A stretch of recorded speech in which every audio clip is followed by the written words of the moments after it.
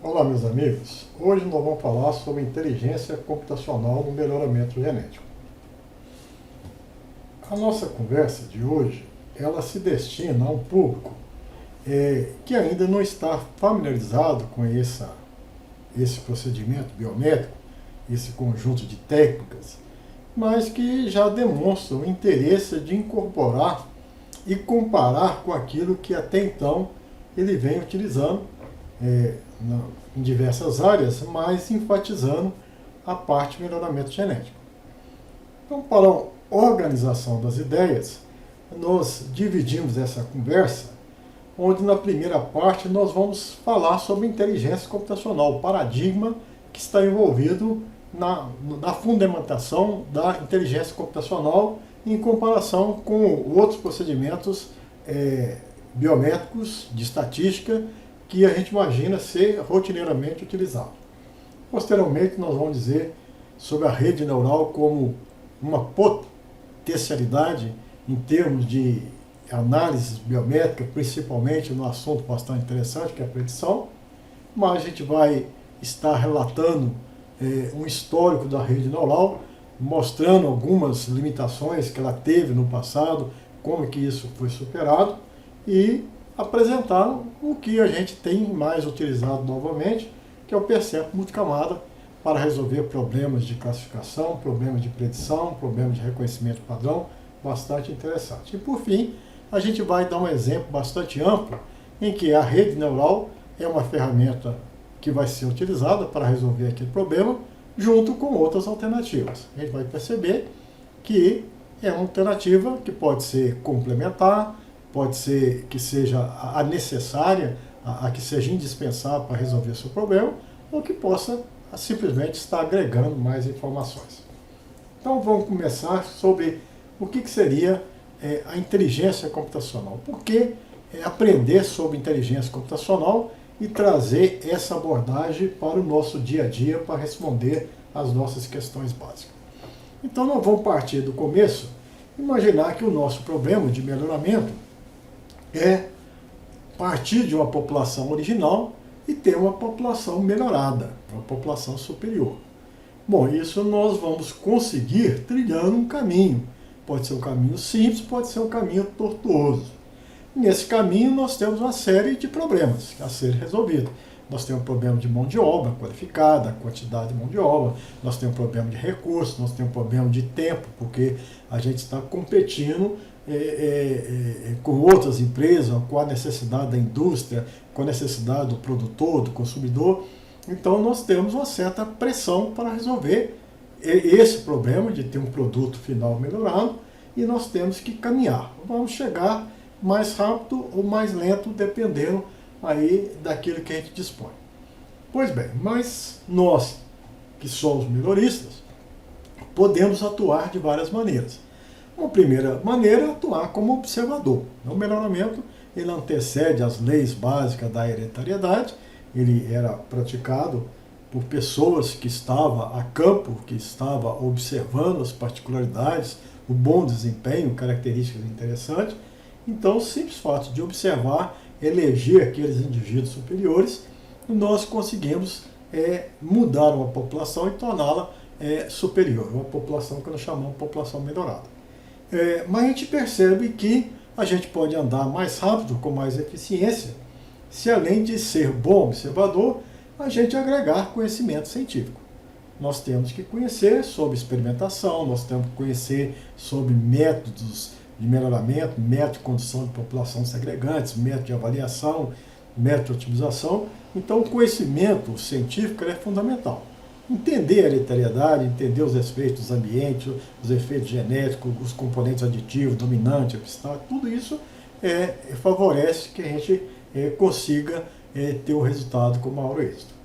E se você, além de ser um observador, tem o conhecimento e tem a prática normal de processar os seus dados, então você gera informação. E é a informação que te permite tomar decisão, né? Então nós vamos escolher a melhor população mediante informações. Nós vamos eleger a característica para primeiro selecionar diante de uma série de dados que passam a ser importantes. Então nós temos que decidir sobre população, sobre estratégias, sobre indivíduos que sejam melhores ou que seja descartável. É necessário então ter análise, processamento e interpretação. E aí sim que vale muito a pena você que é melhorista ter o conhecimento sobre as diversas áreas, que o melhoramento envolve solo, fitopatologia, entomologia, genética, e ter informações processadas. Nesse caso você tem que analisar e processar seus dados, e aí existe um conjunto de opções que seria interessante. Bom, e nós temos então constatar que tem vários melhoristas que às vezes enfatizam os métodos de melhoramento mais convencionais, estão atentos às questões da experimentação, requerem análise biométrica para formação de população base, através de estudo de diversidade genética, através de análise alélica, se informa a respeito das correlações, das heredabilidades, então alguns aspectos da biometria é importante. Esses indivíduos sabem que existem características mais complexas, tem característica monogênica, oligogênica, característica quantitativa que merece um tratamento específico, e nós temos as partes biométricas, né? E hoje em dia, principalmente, nós além de termos todas as informações fenotípicas, é normal, é comum você agregar informações de marcadores moleculares, né? Um banco de dados consideravelmente grande e que você precisa analisar. E nesse contexto, você precisa recorrer a todo e qualquer tipo de procedimentos, abordagem que me conduza a resultados interessantes para tomar decisão. Então, a gente fica meditando e algumas vezes você acaba escolhendo certa área de atuação. Mas a grande verdade é que nós precisamos, hoje em dia, ter conhecimento de tudo isso, porque tudo está relacionado, tudo é rede de conhecimento, tudo é importante, e se você conseguir transitar, alinhavar, agregar essa informação, certamente a sua tomada de decisão será muito mais eficiente. Então é preciso estar atento a tudo. Pois bem, então vamos entender por que ir em direção à inteligência computacional, né? E o que nós temos feito até então. Nós temos usado o paradigma da estatística, né? Então, as nossas informações vêm da experimentação, da modelagem da estatística. E a pergunta básica, por exemplo, de seleção, se eu tenho material A, B, C, qual desse material merece ser selecionado? Qual desses materiais seriam descartados, né? Então essa é uma questão básica do melhoramento, como poderia extrapolar isso para locais, populações e tudo mais. Mas vamos focar nessa questão. Então, para responder essa questão, a estatística é uma área interessante, ela nos ensina a observar as pressuposições, o modelo estatístico, então a comparação desse indivíduo em relação a isso, tudo é uma observação que tem fonte de variação. Pode ter fonte de variação do genótipo, do bloco, do ano, do local, do sistema de irrigação. Existe um conjunto de informações que constitui as fontes de variações, aquilo que explica a variação de A produzir 10, o B produzir 9, o C produzir 8. Então existe causa da variação e você vai elencar todas essas causas e mesmo assim você vai ter uma informação que você desconhece, que é o erro experimental. Então vão ter uma série de distribuições, de pressuposições, e você é convidado a fazer um experimento que se fundamenta na casualização, na repetição, no controle local. Então você vai chegar a um ponto que, com essa teoria, você vai tomar a decisão se A é melhor que B, com a informação que vem dessas repetições, dessa casualização e tudo mais. Então isso que a gente normalmente faz. Às vezes um modelo mais simples, às vezes um modelo mais parametrizado, que envolve aqui várias outras informações.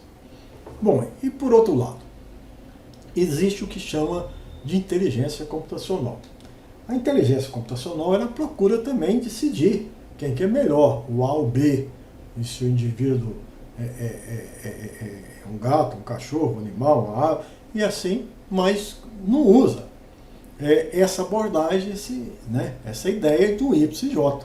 Não tem essa primeira parte do modelo, que seria as causas de variação, segunda, o erro aleatório, ela já parte de um outro paradigma, que é o aprendizado. E nós aprendemos conhecendo, tendo histórico.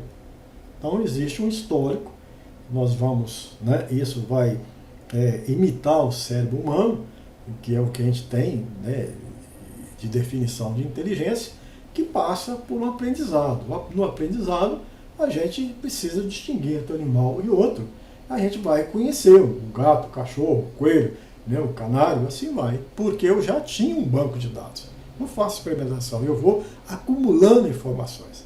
E ao acumular informações, em um determinado momento, chega um animal, que eu às vezes nem tenho o perfil dele completo, mas eu sou capaz de extrapolar e dizer que esse animal aqui é um gato.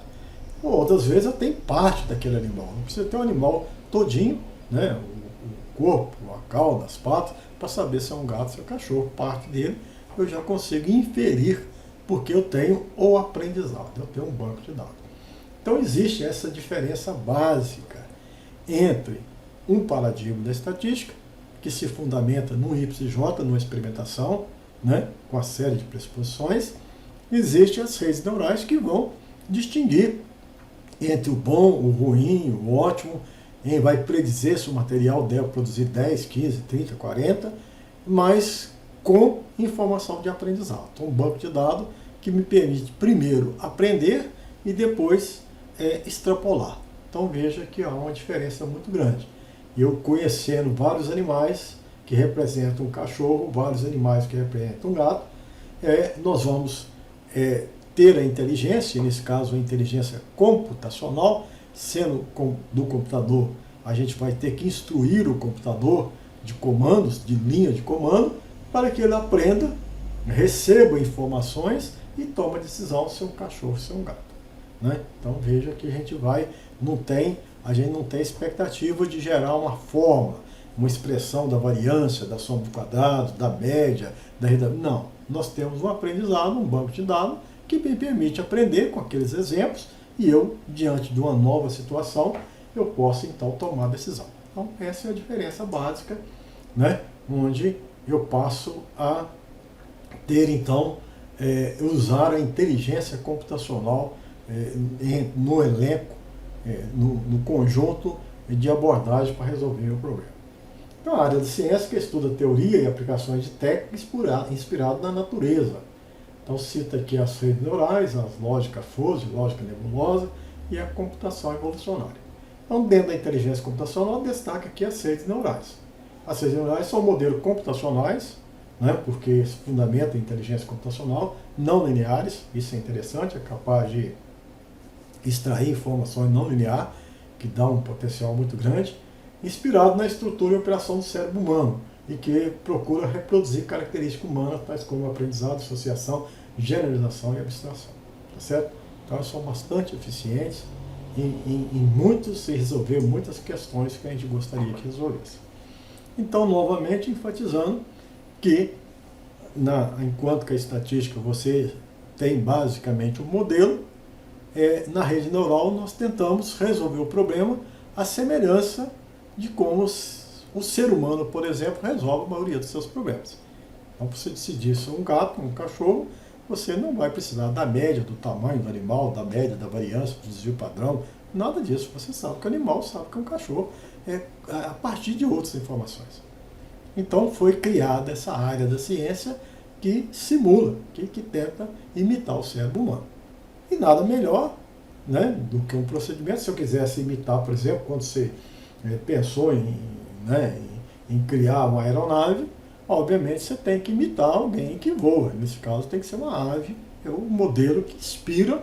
Pode ser que as aeronaves não tenham as particularidades de uma ave, né? Não precisa botar um ovo, por exemplo, mas precisa ter os princípios de uma ave. Então isso, o que a rede neural faz, pode não ser exatamente um cérebro humano, mas tem os princípios do cérebro humano. Então, nesse caso, foi inspirado, o modelo de redes neurais foi inspirado no neurônio. O neurônio tem essas partes, tem um detrido, tem um corpo, tem um axônio, então onde você recebe essas informações, acumula essas informações e toma decisão. Então, a nossa rede neural, existe uma expressão para representar aí uma topologia qualquer, mas muitas vezes a gente prefere representar por um desenho, né? A gente abandona aquele YJ, Mi, MAGI, a gente vai representar aqui uma topologia, onde você tem as entradas, aqui a altura, a floração, o acabamento, e você imagina que existe aqui uma rede de neurônios. E esses neurônios vão receber esses sinais, vão acumular essa informação nessa somadora, essa porta do limiar, e vai, num determinado momento, tomar uma decisão.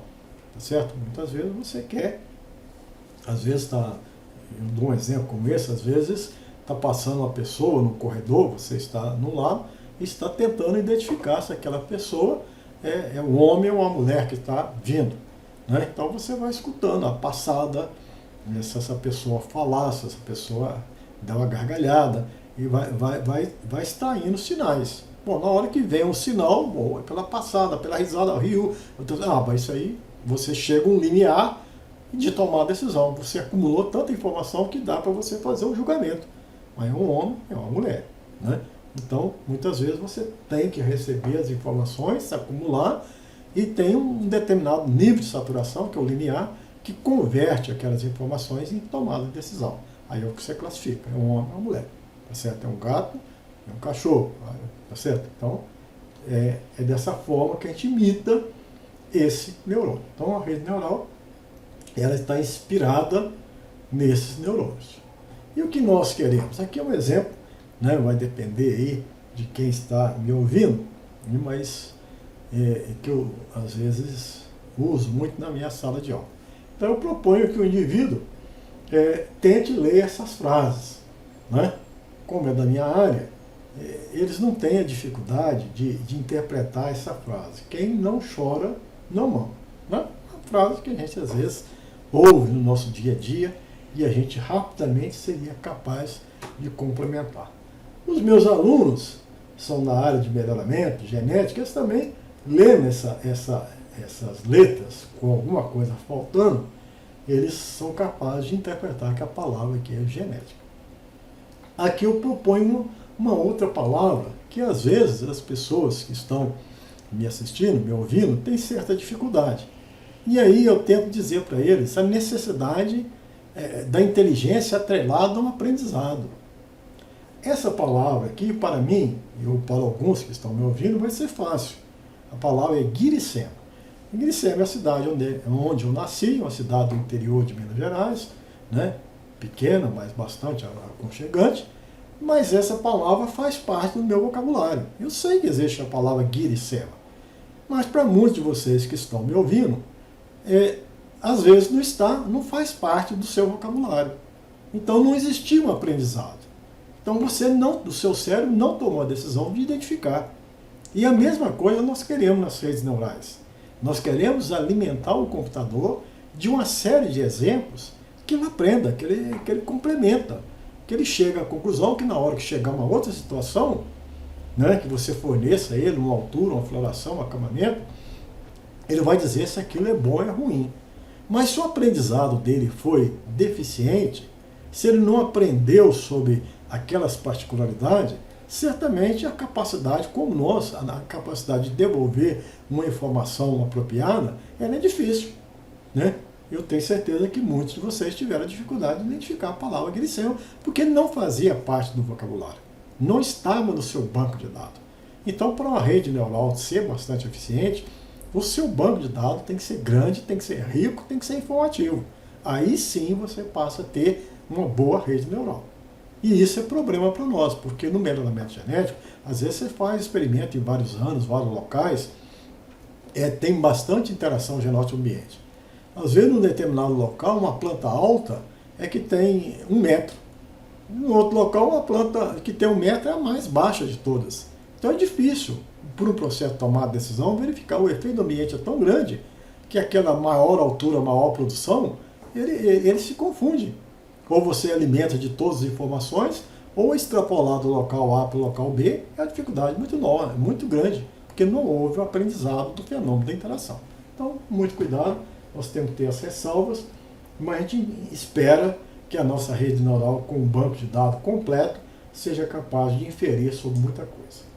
Nós esperamos, aqui são coisas que aparecem na internet, que eu acho muito apropriado, nós esperamos que a informação, mesmo com ruído, ela seja interpretada, né? Então o cérebro humano é capaz de ler que esse pequeno texto serve apenas para... Tá certo? Então você tem ruído aqui, mas você consegue extrair informações que sejam informações razoáveis para você tomar a sua decisão. E nós esperamos isso das redes neurais com as nossas características. Nossas características têm ruído. Tanto é que as heredabilidades vão ser baixas. Nós vamos ter características de heredabilidade de 10%, 20%, 30%. Significa que parte é genético, parte é agente perturbador. Então como é que nós podemos enxergar uma informação cheia de ruído e transformar numa informação boa para tomar a decisão? Questão de treinamento. Uma vez que a gente é treinado, a gente é capaz de extrair o ruído e ficar com a informação relevante. Esse é um exemplo muito interessante. Tal como o nosso cérebro funciona, nós esperamos que o computador, o cérebro computacional, também funcione dessa forma. E muitas vezes até a informação não tem ruído, não tem nada estranho, mas ela está desestruturada, né? Aqui, de acordo com a pesquisa de uma universidade inglesa, então veja que todas as letras estão aqui, só não estão organizadas. Então não é questão de ter elementos estranhos, é questão da falta de estrutura. É o que nós esperamos encontrar. Muitas vezes, uma boa variedade tem informações, você tem que considerar a área foliar, você tem que considerar a raiz, você tem, né? Mas que tipo de informação? Ela chega para você, um conjunto de informações, mas você não organiza aquela informação, né? Não vai priorizar. Então você precisa, a rede neural precisa reconhecer, organizar, para então chegar à conclusão de que fulano é bom, ciclano é ruim. Então, o cérebro humano tem uma série de qualidades interessantíssimas que nós gostaríamos que a inteligência computacional, por meio das suas redes neurais, ela pudesse ter esse papel, esse desempenho interessante.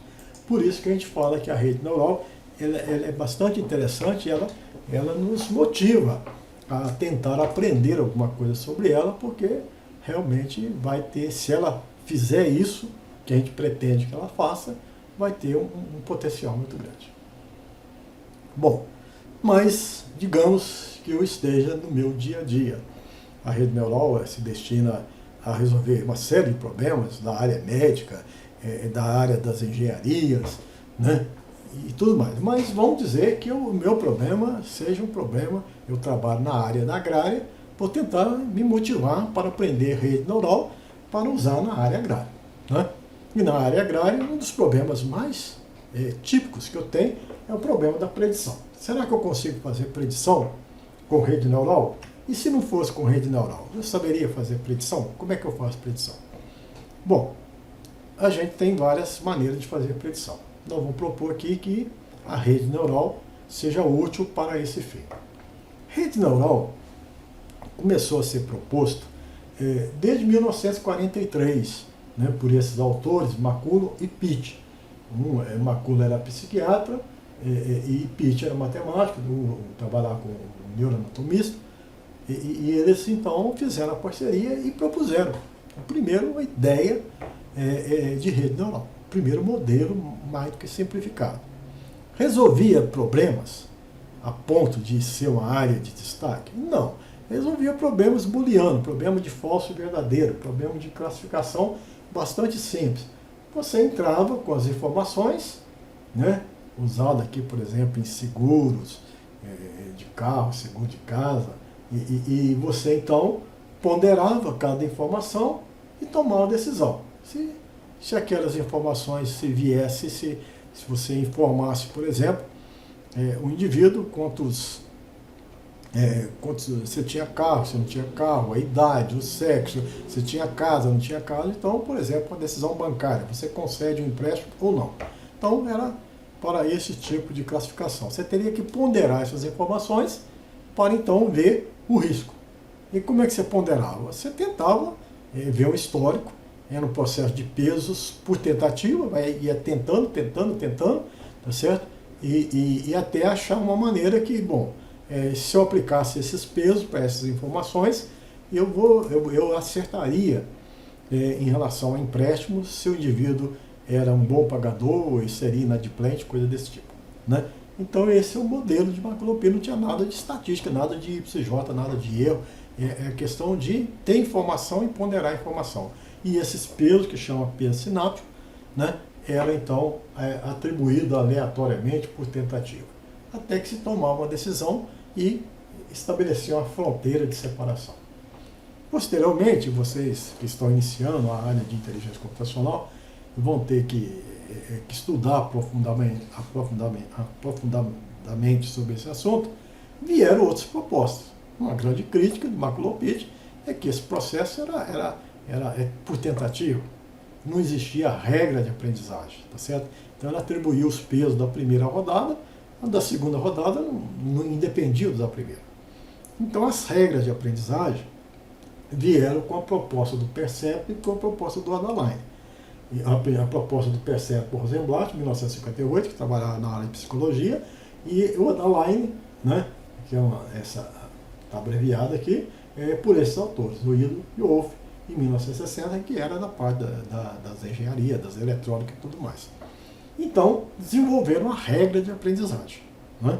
Ou seja, quando você atribuía pesos, você errava, atribuía pesos errados para a variável 1, para a variável 2, era muito, era pouco, e corrigia. Mas o seu erro da primeira atribuição era usado para você ter uma atribuição acertada na segunda rodada e o processo seria mais rápido. Eu considero que essas regras de aprendizagem que leva, de fato, a inteligência, que até então era um processo computacional exaustivo, né, de tentar várias vezes. Agora era inteligente porque o próprio computador ele tentava corrigir os seus erros. Então foram desenvolvidas as regras de aprendizagem. Essa regra de aprendizagem, dentro de uma teoria de produto escalar, né, indivíduo, vocês vão estudar sobre produto escalar e vão ver o que levou o Rosenblatt a propor uma regra. E, posteriormente, esse Ido e Wolff, dentro da metodologia de achar máximo e mínimo, só que não era derivada, pelo método gradiente descendente, propuseram também uma fórmula de fazer uma correção. As fórmulas são, na essência, a mesma coisa, mas filosoficamente um pouco diferente. A regra do Percept era a regra denominada de regra Hebb, e do Adaline a regra delta. Então, foram construídos dessa forma. Mas o Adaline representou algo importante que motiva a gente a aprender sobre rede neural. Por quê? Porque nós temos um problema de aprendizado, né? Um problema sério no nosso dia a dia, um problema de predição. Né? É muito comum alguém falar, eu quero predizer a resposta de produção aplicando nitrogênio, fósforo, potássio. Né? Ou quero saber qual que é a resposta de produção por meio de altura, floração, acabamento. Então isso passa a ser importante. E é uma tarefa importante e que a gente recorre normalmente à estatística experimental. Né? Então nós temos aqui uma variável y principal e variáveis explicativas x1, x2, x3, x4, x5. Até então, eu suponho que vocês que estão me ouvindo tem que aprender estatística para resolver esse problema lá na área, por exemplo, da regressão linear múltipla. Você tem um modelo e tem que estimar esses pesos, o B0, B1, B2, BP, e aí o professor vai te ensinar métodos de estimação desses parâmetros. É importante a regressão estimar os parâmetros, beta, estimar a variância residual, estabelecer intervalo de confiança, né? E ele vai então te ensinar dois métodos básicos, que é o método quadrados mínimos. Você tem que ter uma função de custo, que é o erro, a diferença entre o observado e o predito, e vai derivar e vai encontrar uma solução para estimar o beta. Vai chegar para você, ó, as equações normais, x', x beta igual a x', y, você vai ter uma solução. Né? E tem outros métodos. Ele vai te ensinar também o método máximo de verossimilhança. Você vai ter que ter uma distribuição, uma função de probabilidade, né? Por exemplo, isso aqui é uma normal, em função dos parâmetros beta e sigma 2, e vai derivar e vai achar a solução. Então, eu diria que é essa maneira que você vem tratando o problema de predição, resumida aqui em regressão linear múltipla. Existe outra maneira de resolver esse problema? Tem. A própria Adaline, lá de 1960, uma evolução do Maculopit, já já é uma alternativa a essa data. Então já em 1960, né, ou seja, uns 60 anos atrás, já tinha uma solução alternativa. Você poderia usar as teorias estatísticas, mas você tem uma opção que poderia te permitir estimar sem conhecer nada de quadrados mínimos, muito menos de método máximo de verossimilhança. Né? Você só precisaria atribuir pesos. O computador faz isso para você. A pena que naquela época não existiam computadores tão eficientes. Então, você provavelmente estaria resolvendo esse problema fazendo uma análise de variância da regressão linear múltipla, tem as fontes de variação, porque o seu modelo tem fonte de variação que é devido às causas da sua entrada, tem a fonte de variação que é o desvio da regressão, a parte residual, vai decompor, tem as estimativas e tem o R2 67,48%. E vai sair feliz com o modelo que foi estabelecido a partir desses beta 0, beta 1, beta 2.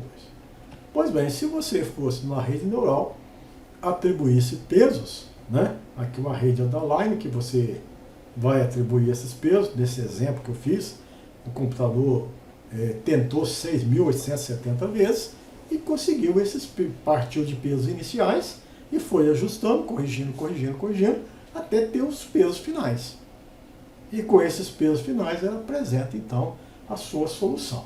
Né? Se você for aqui ter o Y original, aqui a saída da sua rede underline, você vai ver que tem erro, e o R2, o quadrado da correlação, vai dar exatamente o 67,46, que é por arredondamento, é obtido pela teoria de quadrados mínimos ou meta máxima verossimilhança. Então veja que você tem uma razão para incorporar conhecimento de redes neurais no seu dia a dia. Se o seu problema era um dos problemas seríssimos, você foi motivado a aprender técnicas de estimação de parâmetros, né? Você tem uma técnica bastante simples que pode te auxiliar a resolver esse problema de predição sem problema nenhum. Basta instruir o computador com alguns algoritmos de atribuir pesos e apenas com o aprimoramento da regra delta. Pois bem, e aqui a gente convida a fazer essa mesma análise, só que ao invés desse conjunto de dados, y em função de x1, x2, x3, x4, x5, eu colocaria y em função de 10 variáveis. Só que eu repetia x1, repetia x2, repetia x3, x4, x5. Eu tive um problema aqui seríssimo para análise estatística. Tem um problema de multicolorialidade, correlações perfeitas entre x1 e aqui a variável sexta, que é a própria x1, correlação igual a 1, a x7, que é a própria x2, assim por diante. Então, certamente, você usar um software para fazer esse tipo de análise de regressão, né, ele vai dizer que a matriz x' não tem inversa, dado o problema de multicolorialidade. E a gente percebe aqui que é possível usar a line mesmo com essas informações redundantes a mais. Né? Ou seja, não há nenhuma melhoria em termos de R2, porque você não trouxe nenhuma informação nova. O seu modelo tinha R2 de 67,47%. Continua sendo 67, 46, 47%. Continua sendo a mesma coisa. Mas o resultado ele é o mesmo. Aquela quantidade de variáveis explicativas explica a sua variável resposta. Não é certo? Não explica totalmente. Mas a redundância não impede de você ter um resultado. O problema seu que está avaliando coisas redundantes. Muitas vezes, se você tiver curiosidade, às vezes a soma de dois pesos das mesmas variáveis resulta no peso de uma análise só, sem aquela redundância.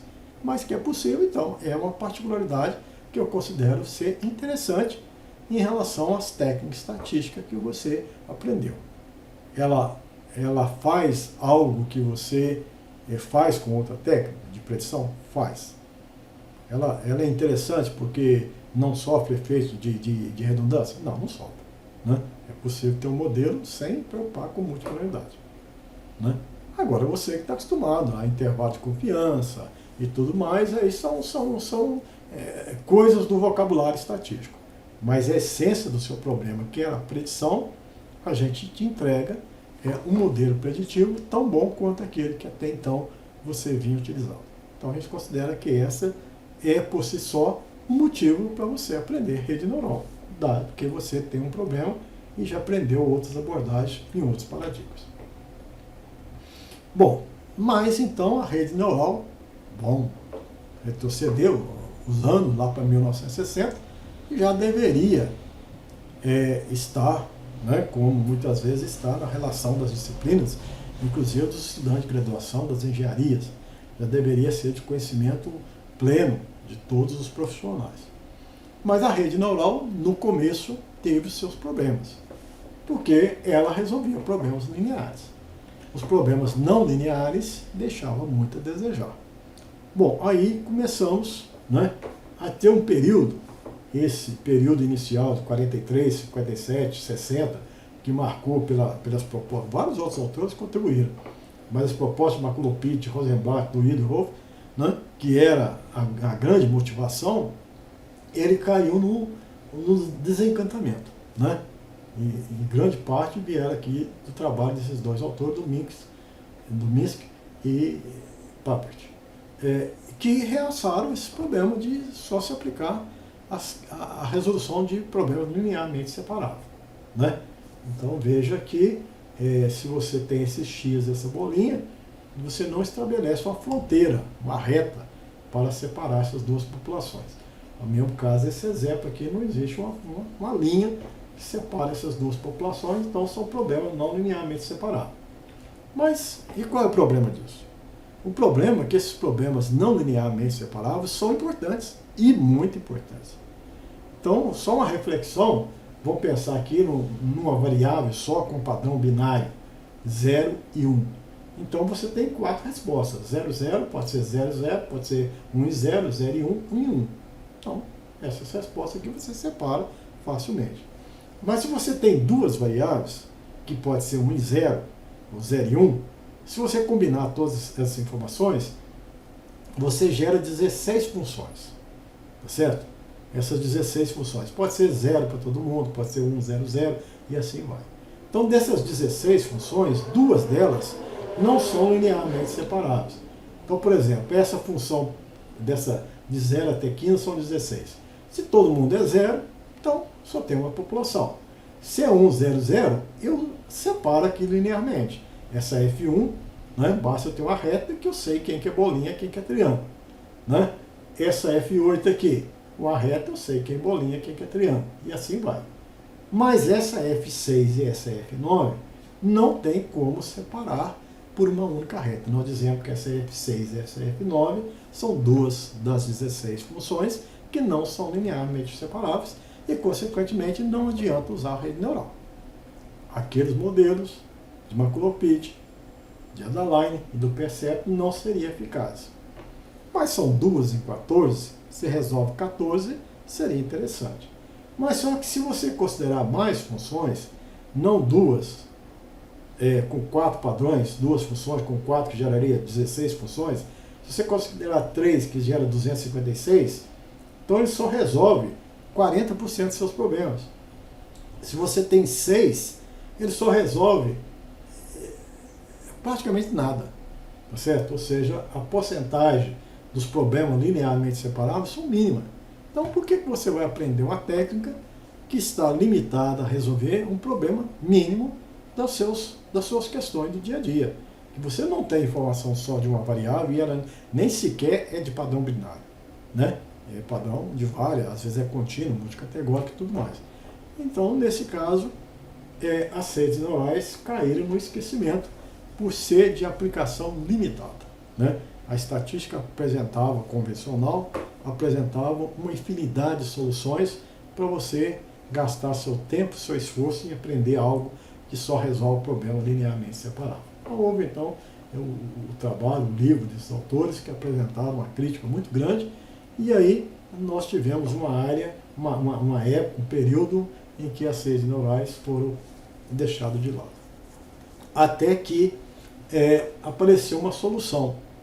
E a solução vem para esse problema simples, que nós já apresentamos, uma daquelas funções, do padrão duas variáveis, padrão binário 0 e 1, e de uma estrutura desse tipo, onde o 0 e 0 dá população vermelha, P0, o 1 e 1 também dá a P0 e elas não são linearmente separadas. Então, como é que eu tenho uma função ao colocar um indivíduo dentro desse gráfico de dispersão, tem que tomar a decisão se ele pertence a P0 ou se ele pertence a P1.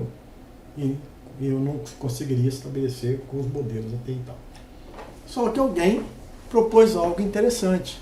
Além das entradas x1 e x2, ele propôs acrescentar informações adicionais, coisa que a estatística não tem, né? Então você tem a variável x1 e x2 e não existe outras variáveis hipotéticas. Você tem y em função de x1 e x2. Agora, você acrescentar nesse modelo algo abstrato, Z1, Z2, Z3, até então não está dentro da estatística convencional. Então a grande ideia seria, vamos incluir isso. Incluir como?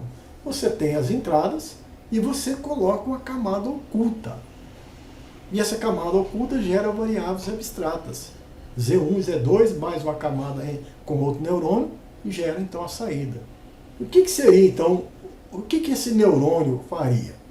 Você entra com x1 e x2 e esse neurônio começa a ter papel especial. Ele faz o produto entre x1 e não x2. Então 0 vezes não x2, que é 0, que é 1, dá 0. 0 vezes 0 dá 0. 1 vezes não 0, que é 1, dá 1. 1 vezes 0, não x2, dá 0. O que o neurônio 2 faz? Faz o produto de não x1 vezes x2. Não x1, 1 vezes 0, 0. Não x1, 1 vezes 1, 1. Não x1, 0 vezes 0, 0. Não x1, 0 vezes 1, 0. E o neurônio 3 gera a saída de rede. Ele faz a soma de Z1 mais Z2. 0 para 0, 0 mais 1, 1. 1 mais 0, 1. 0 mais 0, 0. Então essa saída de rede. Qual que era a saída desejada? Era que fosse 0, 1, 1 e 0. Como a saída de rede é igual à saída desejada, essa rede funciona. Essa rede se satisfaz. Uma rede que se satisfaz é aquela que resolve seu problema de classificação com erro igual a 0. Então, nós resolvemos esse problema. A crítica que a gente poderia ter em relação às redes neurais de não resolver problemas linearmente, que não fossem linearmente separáveis, né? Ela não resolveria esse problema, nós então abandonaríamos o aprendizado. Nós agora passamos a ter uma nova ideia, nova concepção de redes neurais. E aí a gente passa por um novo capítulo das redes neurais, que com a nova proposta, que é o que se verifica até hoje, com algumas mudanças, com algumas melhorias, que é o percepto, mas o percepto multicamada. Multicamada. Né? Então nós temos as entradas reais, né? Aquele que você anota, altura, floração, acamamento, tá certo? Para explicar, por exemplo, se vai ser selecionado, se não é selecionado, se é bom, se é ruim, para predizer, para classificar, para reconhecer padrão, mas você agora tem que ter a variável abstrata colocada nas camadas ocultas. Isso demandou um esforço de inteligência muito grande, de investimento na técnica, porque era simples, até então era simples, você tinha entrada, a rede gerava uma resposta e você perguntava, está certo ou está errado? Se estivesse certo, ótimo, se estivesse errado, tentava corrigir. Agora, com essas camadas ocultas, geraram um problemão, que você tem entrada para a primeira camada. Está certo ou está errado? Não sei, eu ainda não enxerguei a saída final. Aí vou para a próxima camada, vou para a próxima camada, vou para a última camada. Aí sim eu tenho o confronto da saída de rede com a saída desejada e gero o erro. E aí eu venho então corrigindo de trás para frente cada erro e volto no processo. Então as camadas ocultas, a ideia da camada oculta veio para uma proposta igualmente genial, que é o algoritmo de retropropagação de erro, né? O backpropagation. Então os autores propuseram uma maneira de conduzir, de ajustar peso sináptico, acumular o erro e depois vir corrigindo o erro por um processo de retropropagação. É lógico que com essas redes neurais vieram dúvidas, né? Muitas dúvidas, e cada um de vocês que estão vindo pela primeira vez estão questionando uma série de coisas que precisam ter respostas. Em certas áreas, as respostas já estão mais fáceis. As áreas das engenharia, as áreas médicas. Em outras áreas, estão começando agora a responder questões. Então, uma estrutura de rede. Como é que funciona essa estrutura? Você tem que saber que tem as camadas de entrada, existem as conexões, não existe conexão dentro dos neurônios na camada, uma conexão de um neurônio para outro. Cada camada tem uma função específica, cada camada extrai informações interessantes, né? Às vezes existe um fenômeno que tem uma fase linear, quadrática, cúbica, em diferentes momentos, então cada neurônio vai extrair e depois vai compor e ter o fenômeno final. A camada de saída recebe o estímulo da camada intermediária, que constrói um padrão que será a sua resposta. As camadas intermediárias funcionam como extratores. Seus pesos são a codificação de características apresentadas nos padrões de entrada e permite que a rede crie a própria representação, mais rica e complexa. Então, mas quantas camadas? Uma, duas, três, quatro? Bom, nós precisamos fazer pesquisa. Já existe alguma recomendação, algumas questões teóricas já foram resolvidas, mas já existem respostas para a área médica, para a área das engenharias e para a área agrária. Tem uma série de questões que precisam ser colocadas e essas número de camadas ocultas, a gente já tem uma série de informações, mas que virão pela experimentação. Apesar de que se diga que para problema de classificação, uma ou duas camadas resolve, para problema de predição, duas ou três camadas resolve. Mas certamente que vai vir da experimentação. Porque nós podemos predizer, por exemplo, o valor genético a partir de características fenotípicas auxiliares, né? Quero predizer o valor genético de produção a partir de altura, floração, acamamento e tudo mais. Eu quero predizer produção a partir de informação de NIR, de infravermelho próximo. Bom, deve ter outra configuração. Eu quero predizer produção a partir de marcadores moleculares. Aí são cerca de 5 mil, 10 mil, 50 mil informações. Como é que vai ser a rede neural na situação A, na situação B, na situação C? Bom, nós precisamos fazer experimentações e chegar a uma conclusão do que é melhor. Obviamente que a estatística também teve esse problema no passado. Nós vamos fazer um experimento, como é que eu tomo a decisão de uma forma confortável? Um experimento em blocos ao acaso, precisa fazer 10 repetições, 20 repetições, 2 repetições é suficiente? Qual que é o tamanho da parcela? Qual que é o espaçamento? Então, são questões que são inerentes à área que você está trabalhando e com o tempo isso vai sendo resolvido. Além do número de camadas ocultas, quantos neurônios por camada? Será que são muitos neurônios? Você tem que concentrar mais neurônio na primeira camada, menos na última, ou é ao contrário, ou tem que ser igual? Será que se você fizer 10 neurônios na primeira camada, dá o mesmo resultado de 5 neurônios na primeira camada e 5 na segunda? Isso é a mesma coisa? Tem o mesmo efeito? Não, na verdade não tem. Tá certo? Então é questão de você avaliar. É bom colocar neurônio, tá certo? Aí é bom colocar muitas camadas, você cai num problema que você vai ter que se acostumar, que é o que a gente chama de overfit. É a rede começar a decorar. Se você tem 100 exemplos e coloca 100 neurônios, é como se você quisesse ensinar a raiz quadrada. Você coloca a raiz quadrada em números pares, de 2, de 4, de 6, de 8, de 10. Então, ela pode ser perfeita, mas só sabe raiz quadrada de par. Na hora que você introduzir um número ímpar, ela não vai sair, não tem capacidade de extrapolar. A isso nós dizemos de overfit, ou seja, ela é muito boa numa fase de treinamento e péssima na fase de validação, né? Então ela decorou, ela tem um desempenho bom, mas decorando. Então digamos aqui, ilustrativo, digamos que a gente tem um fenômeno dessa maneira, aqui nós temos um modelo péssimo, que não conseguiu identificar as fases, colocou aqui uma reta, então é um modelo pobre. Na letra D aqui nessa imagem é um modelo de overfit, ou seja, ela decorou cada ponto, ela acerta cada ponto, e esse modelo aqui que a gente imagina que seria o ideal.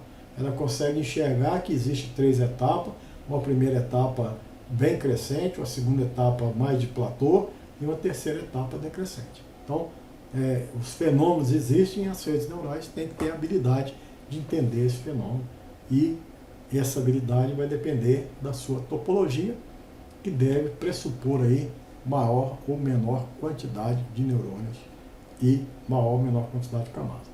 Existe também incorporação de alguns termos estatísticos, que é o caso do momento, né?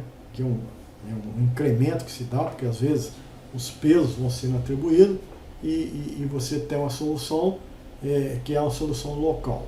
Então muitas vezes você coloca aleatoriamente um número a mais ou a menos e sai daquela otimização local e vai à procura de uma otimização global. Isso é uma informação que está dentro do vocabulário de redes neurais, mas que a maioria dos programas de computadores estabelece isso de forma dinâmica. Você não precisa preocupar, o próprio computador sai desse embaraço, digamos assim, de otimização. A mesma coisa é a taxa de aprendizado, é o quanto que você vai tentar migrar para a sua resposta, você dá um chute inicial para o peso e depois você tem que corrigir. Agora você vai corrigindo isso mais rapidamente ou lentamente. Isso pode ser demorado, pode fugir do valor ótimo.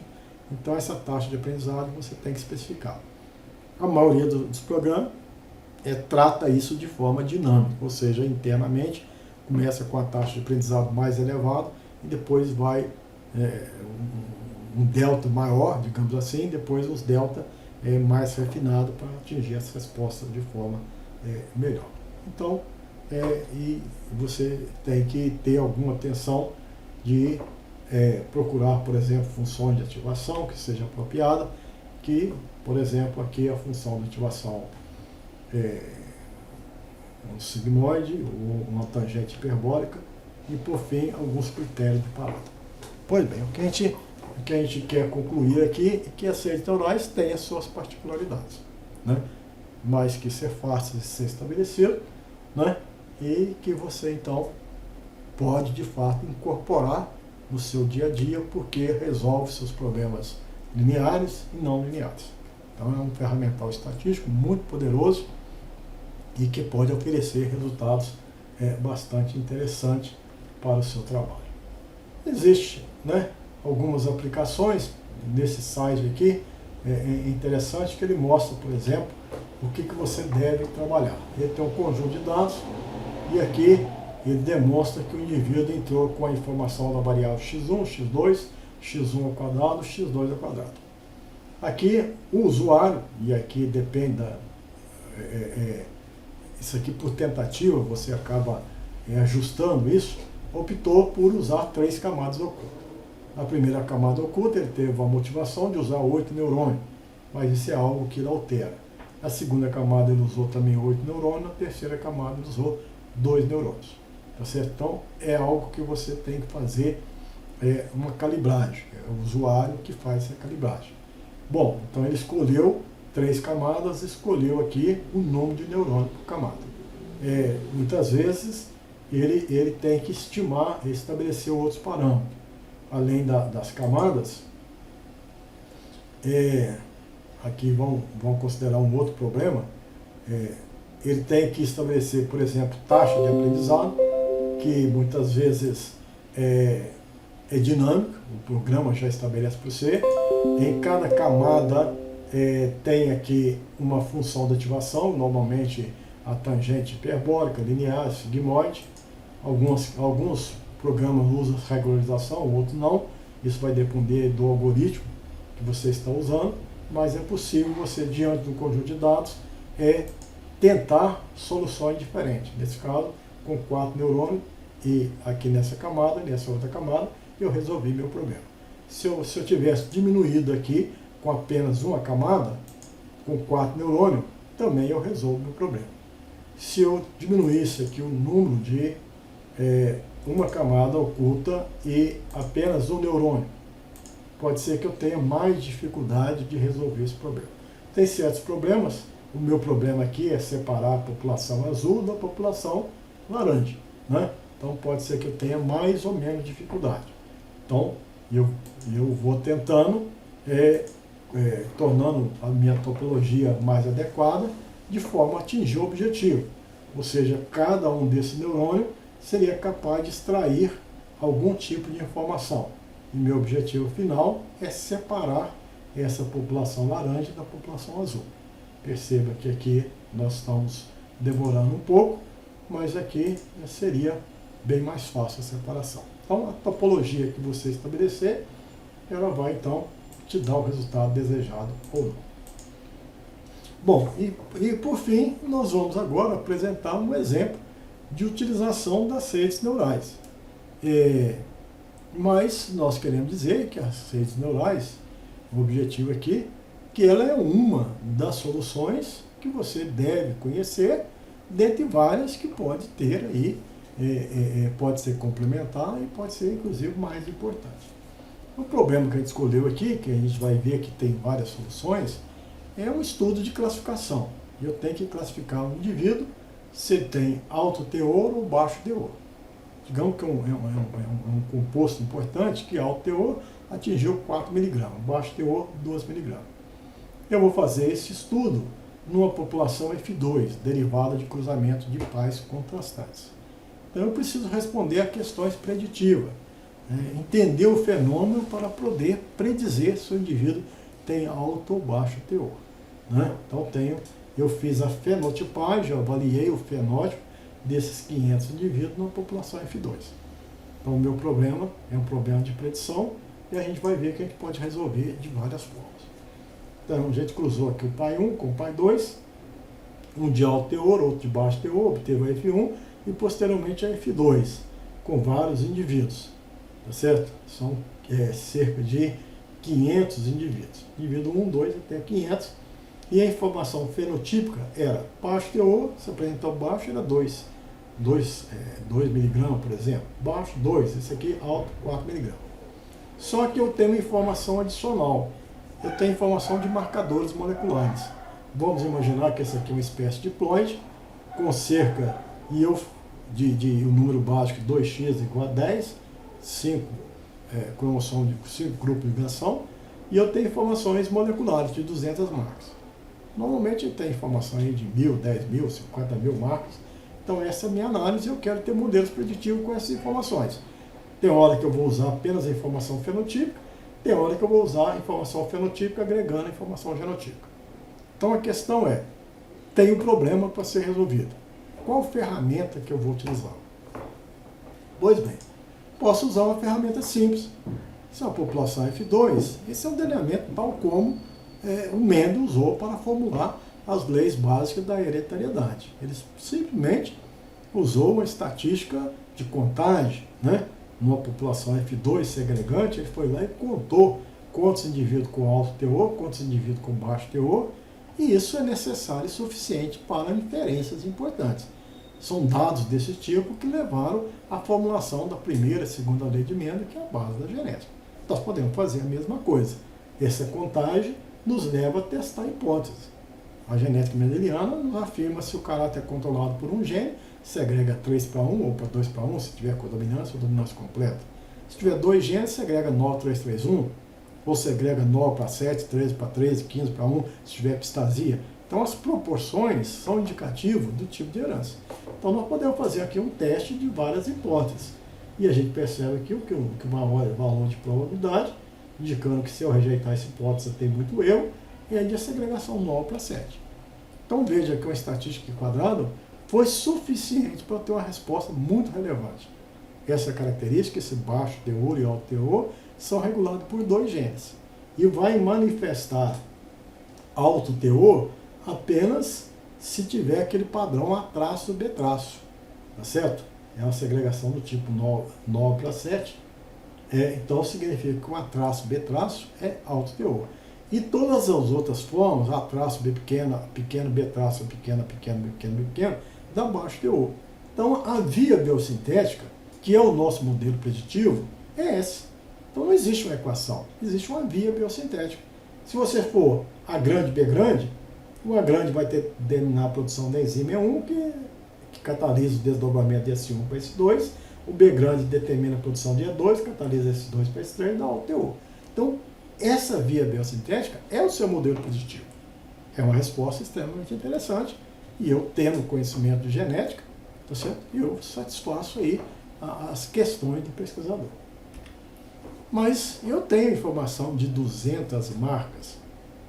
Eu posso dar uma outra resposta, uma resposta complementar, indo para uma área que eu possa ter aprendido, que é a área da estatística genômica, da genômica. Posso fazer teste de agregação, certificar se segrega 1 para 2 para 1, cada um desses 200 marcadores.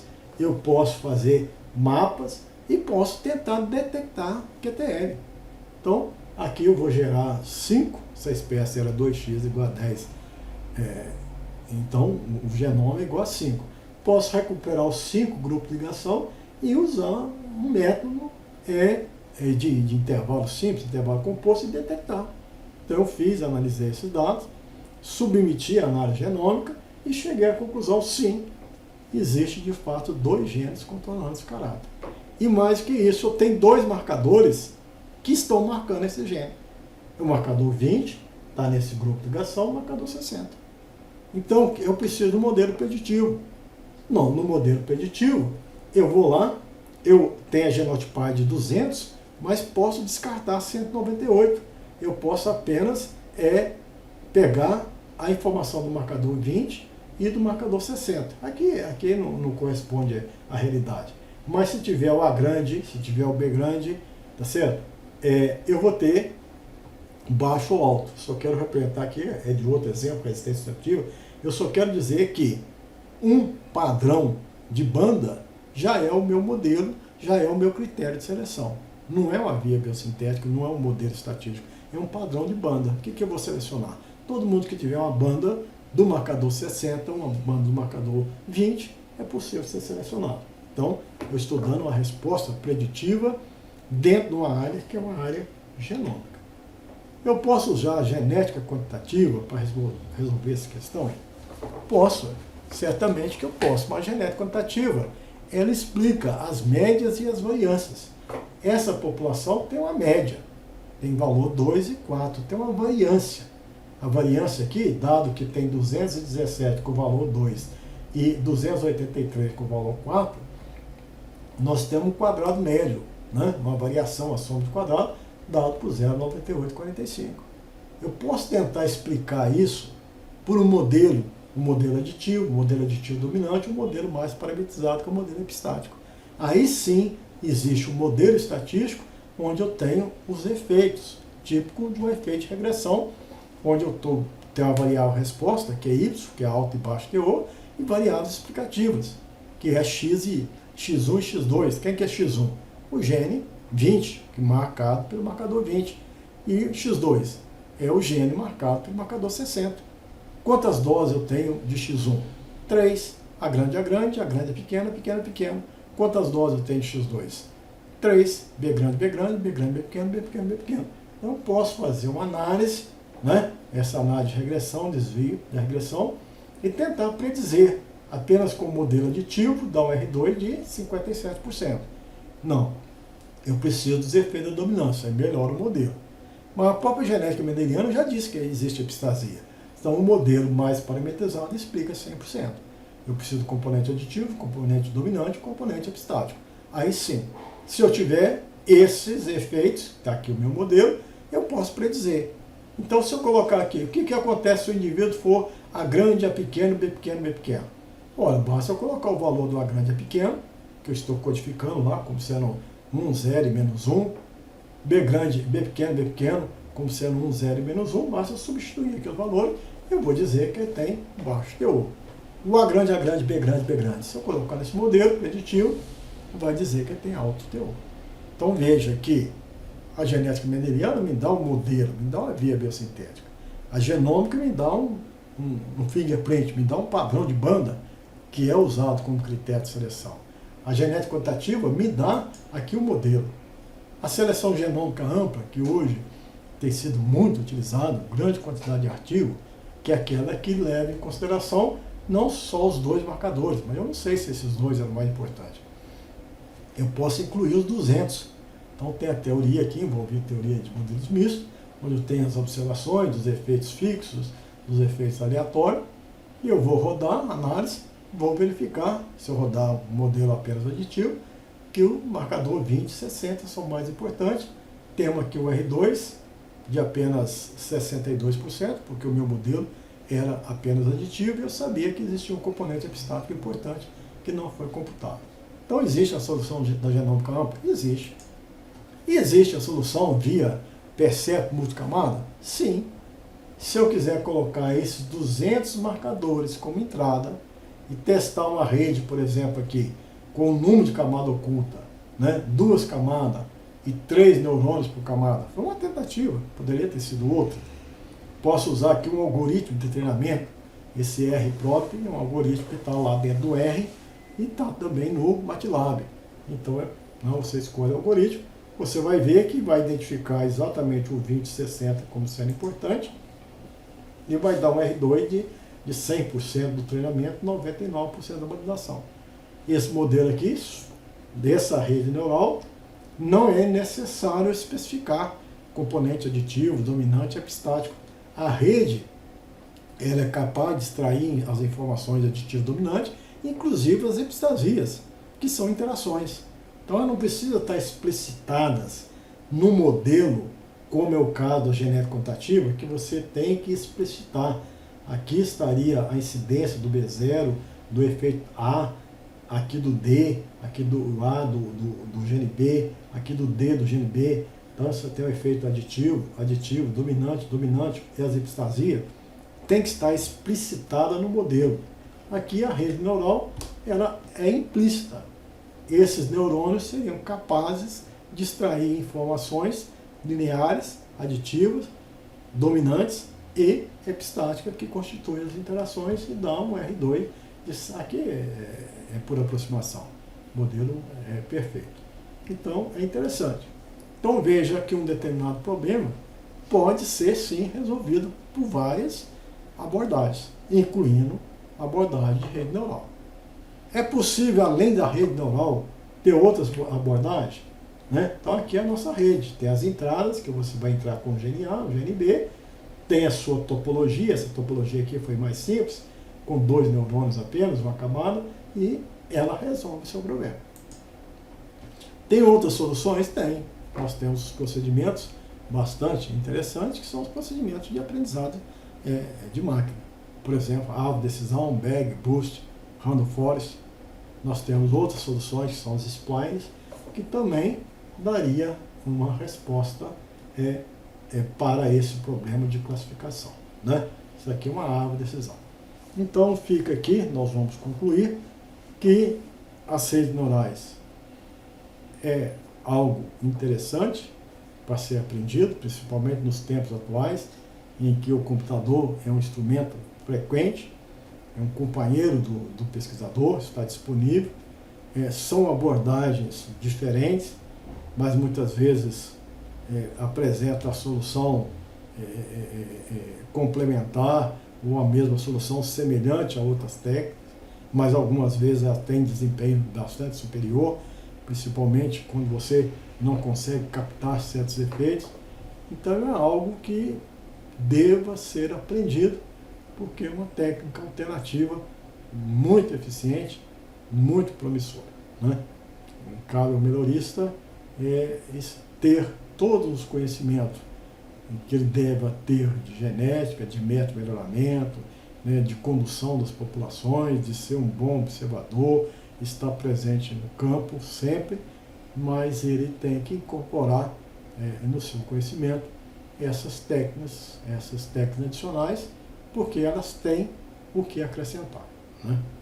Elas são técnicas que vão te acrescentar em termos de análise e processamento e, consequentemente, tomar a decisão. Bom, por hora é só. Muito obrigado a todos pela presença.